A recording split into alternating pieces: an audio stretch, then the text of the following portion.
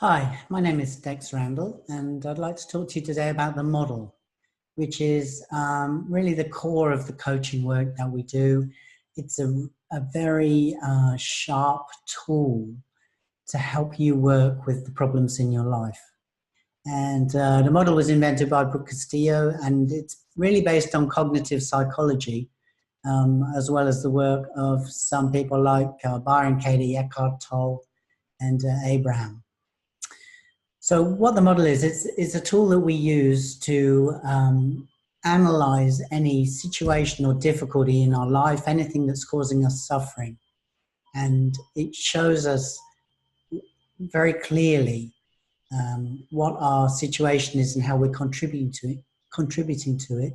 And also, it helps us find a way out of that suffering by replacing some of our ideas and thoughts about it.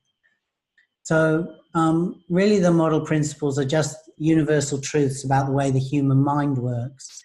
But I think for me, they're applied in a way that I can really easily understand and use in my life. It's like cutting through some of the mumbo jumbo of psychology and making a really clear, simple, easy to use tool that I can use basically to feel better right now about whatever's bothering me, whatever's on my mind. So today I'm going to give you a quick overview and introduction to it. But of course it does take time to learn and master this tool. And the way that I use it is I write it down on a piece of paper. So once we go through, you'll see how I do that. And I practice it all the time. So if you want to use the model and become familiar with it and really understand it, you will need to practice it. And I would recommend doing models for yourself on a bit of paper every day. But basically, every problem can be solved with the model because every problem is really just a thought problem. So let's have a look now what the model actually looks like. So we write it like this. First of all, we have circumstances, and circumstances trigger our thoughts. Our thoughts cause our feelings cause our actions, and our actions cause our results, which prove the original thought that we had. So let's just go through that in a little bit more detail now. I write it down like this in shorthand, CTFAR. C for circumstances is first up. Circumstances are the things in our lives that we don't have any control over. So for example, other people's behaviors, what other people say, the past, anything outside of you that you don't have direct control over, or anything that's already occurred. And we regard circumstances as neutral. So we don't put any judgment in there of the circumstance. We just stick to the facts, whatever's going to be provable in a court of law. And this is a really important aspect of the model, so we'll come back on this a few times.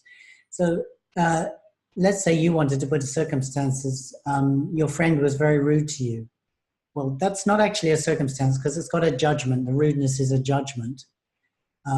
What you would actually use as a circumstance is, for example, my friend yelled at me, which if you'd had a video of the event, you could prove that in a court of law, okay?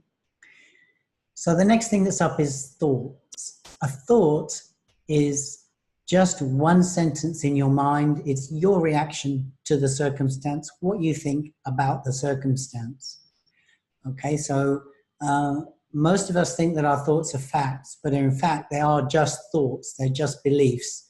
They might be thoughts that we thought a lot in the past, and we tend to regard them as if they were facts.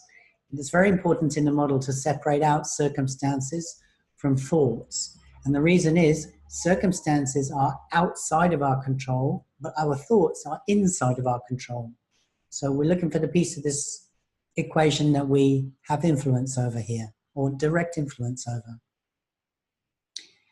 So just notice then that the circumstance is neutral. It doesn't have to bother you. It actually can't affect you at all until you have a thought about it. And the thoughts that we have cause our feelings. So the next line in the model is feelings. A feeling is just a one-word description of how you feel. For example, sad, happy, angry, agitated, whatever the feeling is. It's just a one-word description of that feeling. And what we say about feelings is really they're just a vibration in the body. So different feelings have different vibrations, but that's how we know we're having a feeling, is we can detect it in our bodies. And the feelings that we have about the thought are in fact what drive our actions in every case. So the next line in the model is action. And it's just, an action is just when you have this thought and it creates a feeling in you and the feeling drives an action. What is the action? It can be a behavior, it can be a lack of behavior, or it can be a reaction. But whatever it is that we do as a result of that feeling, it actually brings us our results. So the next line of the model is results. It's whatever the action created for you in your life. And the result that we get in our lives always proves the original thought that we had. So let's come back on the example that we used earlier. If somebody's yelling at you, if the circumstance is somebody's yelling at you, and your thought about that is you're a bit unnerved and on edge, it puts you a bit in fear. And maybe the feeling you're having then is fear. And the action you're taking based on that is maybe you're yelling back at them. And if you yell back at them, the results for you is quite possibly you're fearing there's going to be an escalation in the situation, and you're still feeling fearful. In fact, you might be more fearful than you were originally, because as a result of your action. So we can see that the thoughts that we have go all the way through and create the results that we're getting in our lives. So let's recap.